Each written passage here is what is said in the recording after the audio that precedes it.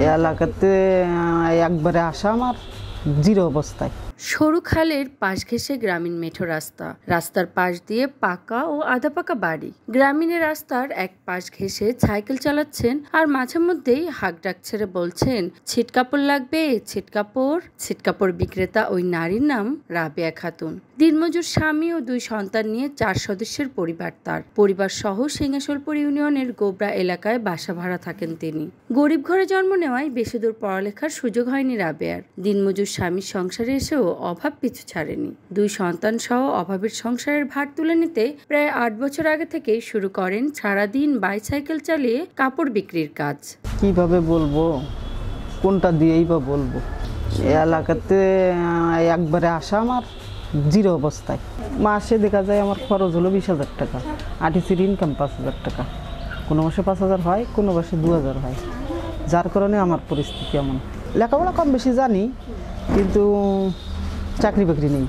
দীর্ঘদিন ধরে জেলার বিভিন্ন গ্রামে 2 চাকার বাইসাইকেল চালিয়ে ছিট কাপড়, মশারি বিক্রি করে আসছেন রাবেয়া। যেখানেই যান কারো ছিট কাপড়, বাচ্চাদের জামা কাপড় লাগলে কিনে নিচ্ছেন তার থেকে। তার এই জীবন যুদ্ধে পাশে পেয়েছেন অনেক ক্রেতা। শীতের সময় আসতেছে, ওই সময় আর কি আমরা ওনার সাথে চেন পরিচয় হলো, হলি পরে আমরা ওই জায়গাতে আর কি উনি জামা কাপড় নিয়ে আসে, সেইভাবে আমাকে এই জায়গায় বেচা কিনা করতেছে। আমরা সবাই ওনারে চিনি। একদিন উনি আইসে আমাকে বাড়ি, আমি ওনারে কইছি আপনি কইছে আমি এই জামা কাপড় বিক্রি করতেছি।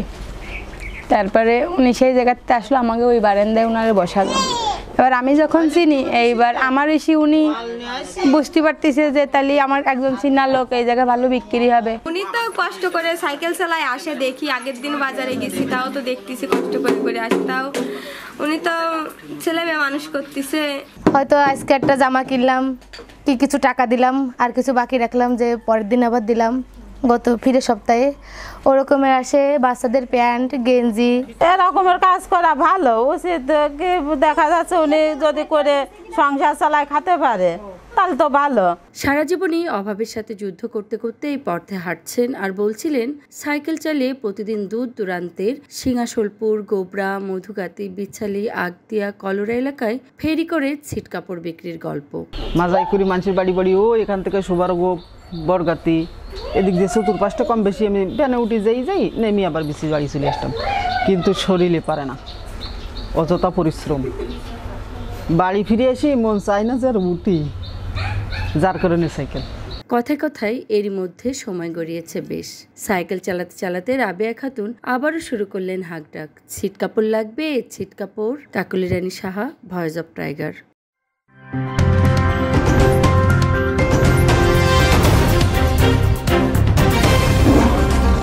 Voice of Tiger.